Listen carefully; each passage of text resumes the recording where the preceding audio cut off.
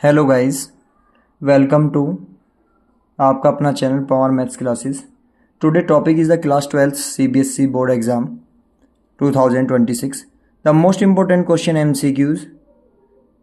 The first question is if A is a matrix of is a scalar then Y की power X is equal to.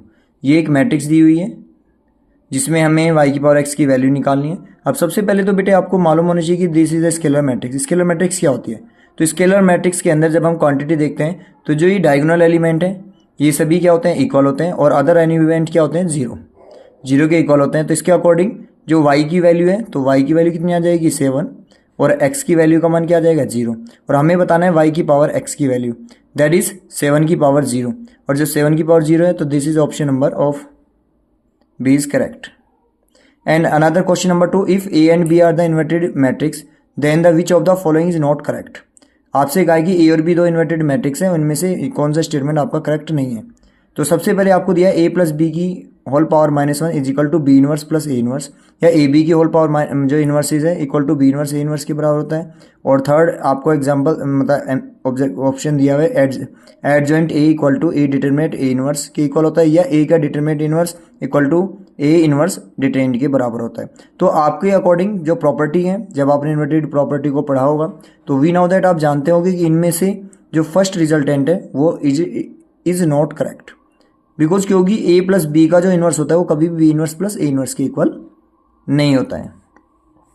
अब ये जो question number 3 है इसमें लिखा है, ये आपका लीनियर प्रोग्रामिंग से है। The corner point of the feasible area region in graphical representation of a LPP are this point of corner point 2,72, that is another coordinate 15,20 and 40,15। आपको ये ऑब्जेक्ट दिया है और सिंपली जो एक फर्स्ट नंबर एक 1 मार्क्स का कंडीशन है कि भाई ये ऑब्जेक्ट दिया और ये कॉर्नर पॉइंट दिया और हमें ये चेक करके बताना है कि इनका मैक्सिमाइज और मिनिमाइज कौन सा पॉइंट है। अब हम सबसे पहले जितने भी ये पॉइंट है इनकी वैल्यू को हम चेक करते हैं।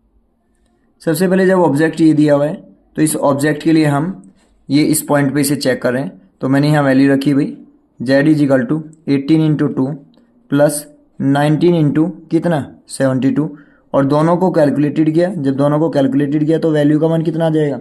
684। ऐसे ही अनादर वाले पॉइंट को हम टेक कर रहे हैं इसमें।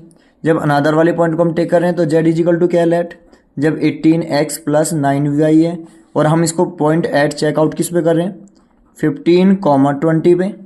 तो ये वैल्यू रखते हैं कि 18 मल्टीप्लाई 15 प्लस 9 मल्टीप्लाई 20।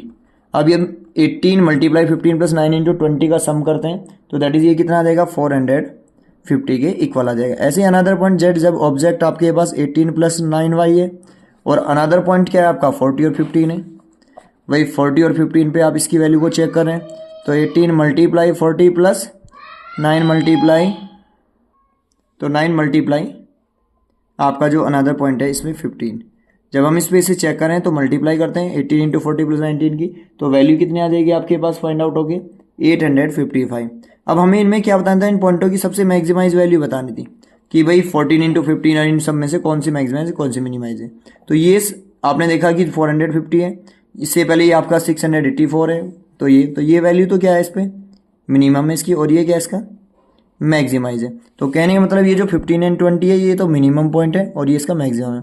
तो 15 20 दिस इज इस पॉइंट में लिखा है और 14 15, तो ये जो ऑप्शन नंबर सी है ये इसका क्या है? करेक्ट आंसर है। अब नेक्स्ट क्वेश्चन को आप चेक करें कि find the value of this interval.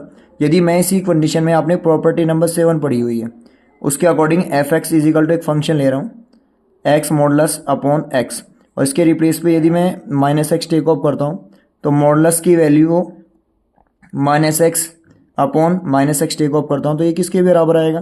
भाई मॉडल्स वैल्यू तो x आ गई बाई -x होल वेट, तो ये तो रिजल्टेंट चेंज हो जाएगा तो -fx के बराबर। तो fx तो नॉट इक्वल है -fx के, क्योंकि fx का जो फंक्शन का रिजल्ट है वो किसके है? -fx के इक्वल है। और जब fx इक्वल टू -fx के इक्वल है तो फंक्शन कैसा हुआ? ओड। और जब फंक्शन ओड है तो ओड के लिए रिजल्टेंट क्या होगा उसका? 0 के इक्वल, क्योंकि प्रॉपर्टी से नंबर 7 इंटीग्रल्स की ये कहती है कि यदि कोई फंक्शन का रिप्लेसमेंट करे, मान लीजिए फंक्शन एफ एक्स हमारा एक्स मॉडलस अपॉन एक्स दिया है और हम उस एक्स के प्लेस पे -x वैल्यू को टेक करके चल रहे हैं और वो रिजल्ट हमारा एफ एक्स इक्वल टू क्या हो? -fx के इक्वल हो, अर्थात एफ एक्स की वैल्यू -fx के इक्वल आती है निकल के। तो दिस इज ऑड फंक्शन था और ऑड फंक्शन में उस इंटीग्रेशन की वैल्यू का मान क्या होता है? 0। तो यहाँ पे 0 इसका रिजल्टेंट होगा। तो ये वीडियो आपको अच्छी लगी हो तो आप इस चैनल को सब्सक्राइब और लाइक करें वीडियो को।